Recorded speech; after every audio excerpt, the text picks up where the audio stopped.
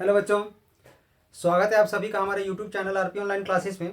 मैं आरपी यादव आज का इस क्लास में 12th क्लास केमिस्ट्री का कुछ इंपॉर्टेंट क्वेश्चंस बताने वाले हैं जो वीकली टेस्ट वाले क्वेश्चन से रिलेटेड है। यानी 10 अगस्त 2024 को जो 12th क्लास केमिस्ट्री का जो वीकली टेस्ट जो होता है, साप्ताहिक टेस्ट जो होती है, यानी प्रोजेक्ट रेल जो होता है, उसमें जो क्वेश्चन पूछा गया था उस क्वेश्चन को और उस क्वेश्चन का सॉल्यूशन को हम आज आज का क्लास में बताने वाले हैं। तो इसी तरह का और सारा लेटेस्ट वीडियो, जैसे कि प्रीवियस ईयर क्वेश्चन का सॉल्यूशन चाहिए आप लोग को, या मॉडल सेट चाहिए प्रीवियस ईयर या करंट ईयर का, ठीक है, या तो किसी भी एग्जाम से रिलेटेड नोट्स वगैरह हो गया, या तो इम्पोर्टेंट क्वेश्चंस वगैरह हो गया। तो एग्जाम से रिलेटेड किसी भी प्रकार का इम्पोर्टेंट इन्फॉर्मेशन का जानकारी अगर आप प्राप्त करना चाहते हैं या समय पर अपडेट रहना चाहते हैं तो इस चैनल को अगर अभी तक सब्सक्राइब नहीं किए हैं तो चैनल को सब्सक्राइब कर लें, ताकि हमारे थ्रू जो भी अपडेट आपको दिया जाएगा समय पर उसका लाभ आप उठा सकें। चलिए, आज का इस क्लास में हम 10 अगस्त 2024 को पूछे गए क्वेश्चंस और उसके सॉल्यूशन को देखते हैं। ध्यान दोगे ये झारखंड शैक्षणिक अनुसंधान एवं प्रशिक्षण रांची द्वारा पूछा गया जो प्रोजेक्ट रेल जो होता है उसका क्वेश्चंस है, जो 10 अगस्त 2024 को हुआ था। ध्यान दोगे, इसका फर्स्ट क्वेश्चन है, which of the following not belong in the category of electrochemical cell.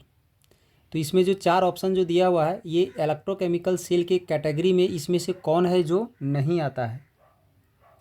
तो ध्यान दोगे, एक है वोल्टिक सेल, एक है फोटोवोल्टिक सेल, एक है इलेक्ट्रोलाइटिक सेल और एक है फ्यूल सेल। तो ए में जो वोल्टिक सेल है वो तो हमारा इलेक्ट्रोकेमिकल सेल है, ठीक है। बी जो फोटोवोल्टिक सेल है वो हमारा इलेक्ट्रोकेमिकल सेल में नहीं आता है, यानी इसका आंसर क्या हो जाएगा, तो बी नंबर हो जाएगा।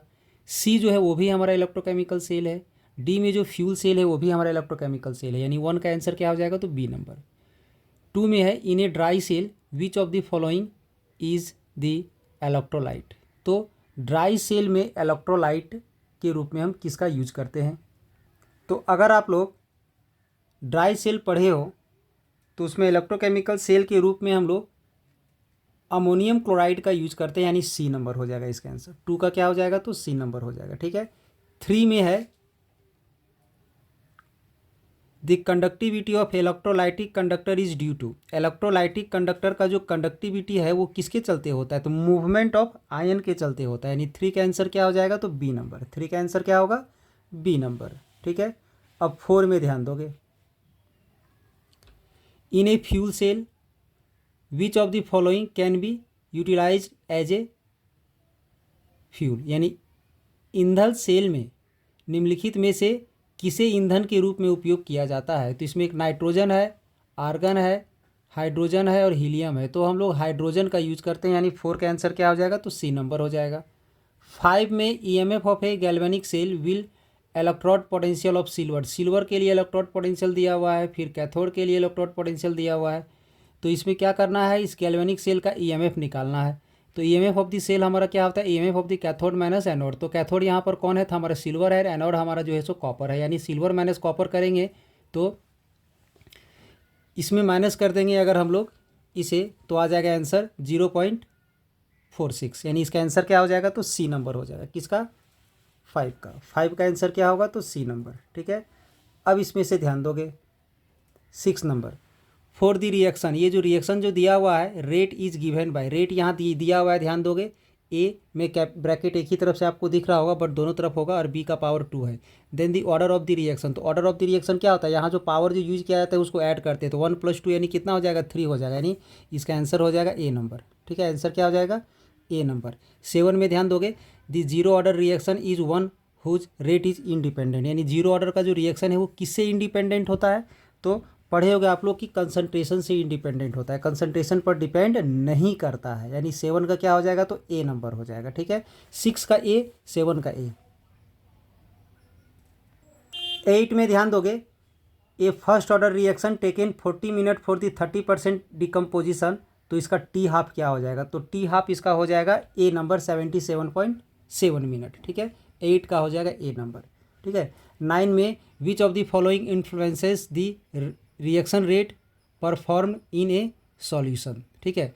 तो क्वेश्चन है निम्नलिखित में से कौन सी विलयन में होने वाली अभिक्रिया दर को प्रभावित करती है। तो टेम्परेचर भी प्रभावित करता है, एक्टिवेशन एनर्जी भी प्रभावित करता है, कैटलिस्ट भी प्रभावित करता है।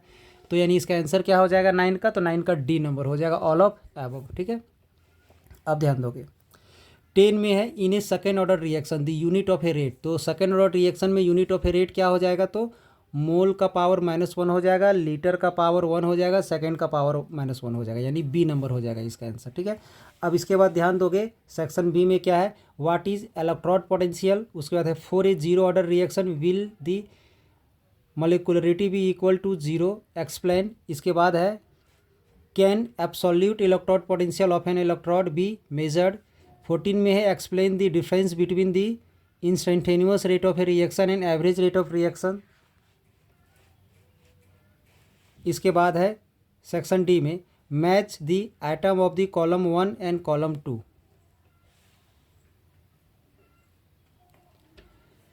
लेड स्टोरेज बैटरीज को मैच करना है, मतलब इसमें से कौन किसके लिए है उसको मैच करना है।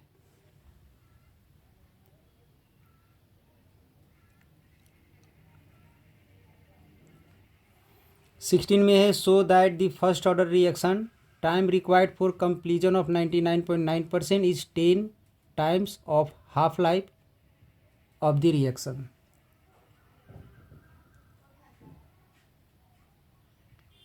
क्वेश्चन नंबर 11 क्या है, ध्यान दोगे व्हाट इज इलेक्ट्रोड पोटेंशियल। तो किसी भी सॉल्यूशन में ध्यान दोगे, अगर ये सॉल्यूशन है, एक इलेक्ट्रोलाइट हाफ सेल है, इसमें एक इलेक्ट्रोड डाला हुआ है, तो इलेक्ट्रोड और सॉल्यूशन में जो उसका जो कॉरेस्पॉन्डिंग आयन जो होता है उन दोनों के बीच का जो पोटेंशियल डिफरेंस होगा उसी को हम लोग इलेक्ट्रोड पोटेंशियल कहते हैं। The potential difference between the electrode and it's ion in solution, उसका कॉरेस्पॉन्डिंग आयन जो उसका सॉल्यूशन में होगा, ठीक है, सॉल्यूशन में उसका जो कॉरेस्पॉन्डिंग आयन होगा उस आयन और इलेक्ट्रोड के बीच का जो पोटेंशियल का डिफरेंस होगा उसी को क्या बोलते हैं, इलेक्ट्रोड पोटेंशियल। ठीक है, 12 में है for a zero order reaction will the molecularity be equal to zero.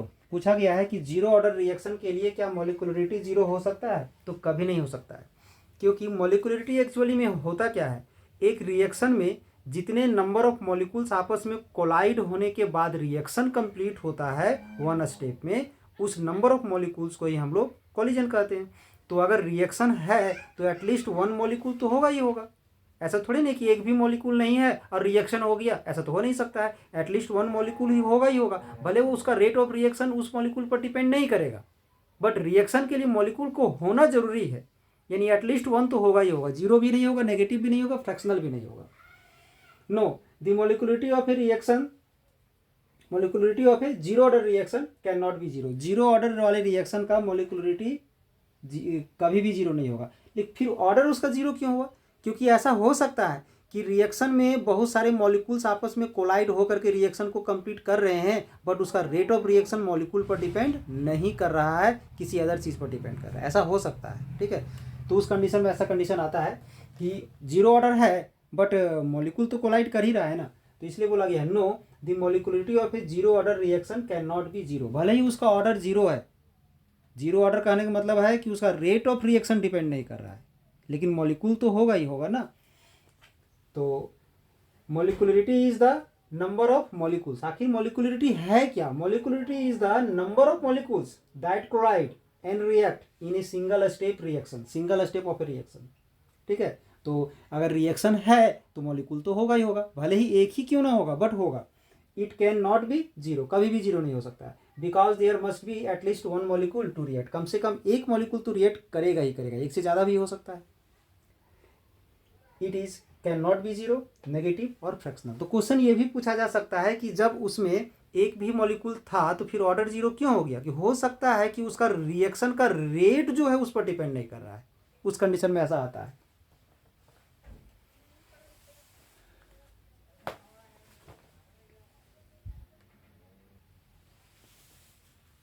Question number 13 में क्या ध्यान दोगे, can absolute electrode potential for a electrode be measured.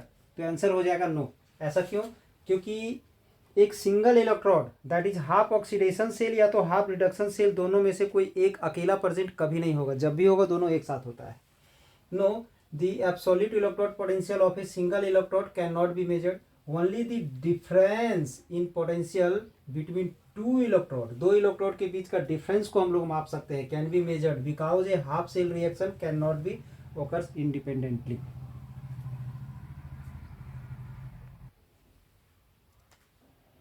14 में ध्यान दोगे, क्वेश्चन था explain the difference between instantaneous rate of a reaction and average rate of a reaction, यानी instantaneous rate of reaction और एवरेज रेट ऑफ रिएक्शन में difference बताना है। तो इंस्टेंटेनियस रेट एक्चुअली में क्या होता है कि एक टाइम इंटरवल जो भी है, जो भी टोटल टाइम लग रहा है उसके छोटे से इंटरवल में मेजर किया जाता है, और ये हॉल टाइम में मेजर किया जाता है। It is defined as the rate of change in concentration of any one of the reactant और product at any instant of time, एक इंस्टेंट ऑफ टाइम में मेजर किया जाता है। It is defined as the rate of reaction measured over a long time interval, ठीक है। It can not be calculated for multi step reaction, इसे multi step reaction में calculate नहीं कर सकते, लेकिन उसे कैलकुलेट कर सकते हैं, ठीक है। फॉर ए रिएक्शन, एक रिएक्शन यहाँ पर हम लिए हैं, इसके लिए हमारा जो इंस्टेंटेनियस रेट जो होता है उसको हम लोग इस रूप से रिप्रेजेंट करते हैं, डी का यूज करते हैं, और एवरेज के लिए हम लोग डेल्टा का यूज करते हैं, ठीक है। ये दोनों रिएक्टेंट जो है सो डिक्रीज करता है इसलिए माइनस में आ गया है, यहाँ भी माइनस में आ गया है, और प्रोडक्ट हमारा इंक्रीज करता है इसलिए उसको हम लोग प्लस में ले लिए हैं।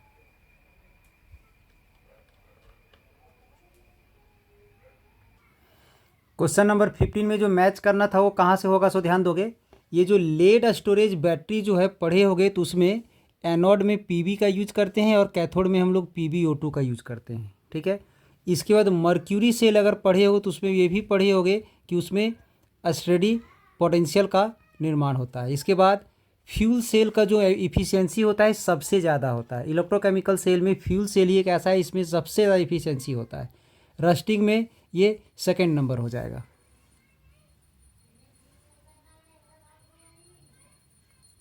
क्वेश्चन नंबर 16 में ध्यान दोगे, so that first order reaction time required for completion of the 99.9% is 10 times of the half life period, यानी 99.9% कंप्लीट होने में जो टाइम लगता है वो हाफ लाइफ पीरियड का 10 टाइम से हमें शो करके दिखाना है।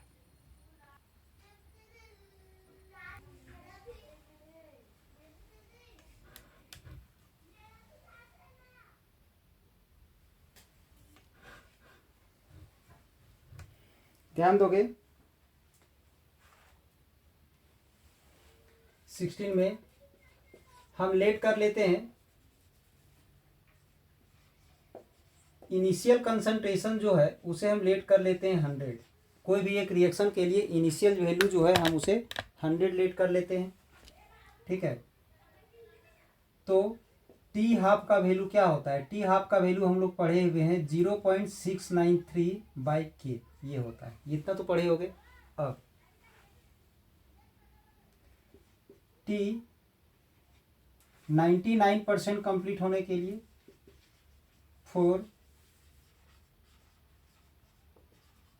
कंप्लीजन ऑफ 99.9%, तो ए क्या हो जाएगा, 100 में से 99.9 को माइनस कर देंगे, जो बच जाएगा तो क्या बचेगा, तो 0.1 बचेगा, ठीक है। अब हम लोग यहाँ पर टी निकालते हैं, तो फॉर्मूला क्या था, 2.303 फर्स्ट ऑर्डर के लिए लॉग A/A0 था, ठीक है, A/A0 था।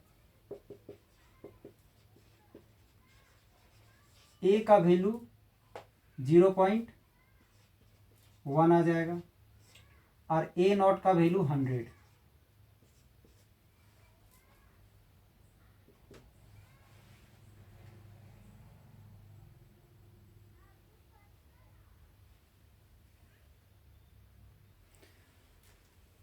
फॉर्मूला में यहाँ पर थोड़ा सा मिस्टेक है, यहाँ इनिशियल वैल्यू ऊपर में होगा, यहाँ ए होगा, ठीक है।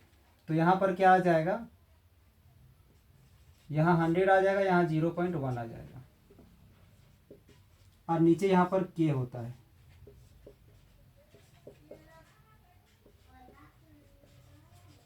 यहाँ से पॉइंट हटेगा तो 1000 चला जाएगा, इसको लिख सकते हो 10⁻3, ठीक है। अब यहाँ से इसका जो पावर है वो आगे मल्टीप्लाई हो जाएगा, तो यहाँ बच जाएगा log 10। और log 10 का वैल्यू क्या होता है, log 10 का वैल्यू 1 होता है। तो t का वैल्यू आ जाएगा 3 इंटू 2.303 डिवाइडेड बाई के, ये आ गया। ठीक है, अब हम लोग को चेक क्या क्या करना था कि ये जो टाइम है ना वो 10 टाइम्स है हाफ लाइफ का, दोनों को डिवाइड करते हैं। 9 टी बाई टी हाफ, तो टी का वैल्यू ले लेंगे, टी हाफ का वैल्यू, के से के कट जाएगा, इसको मल्टीप्लाई करोगे,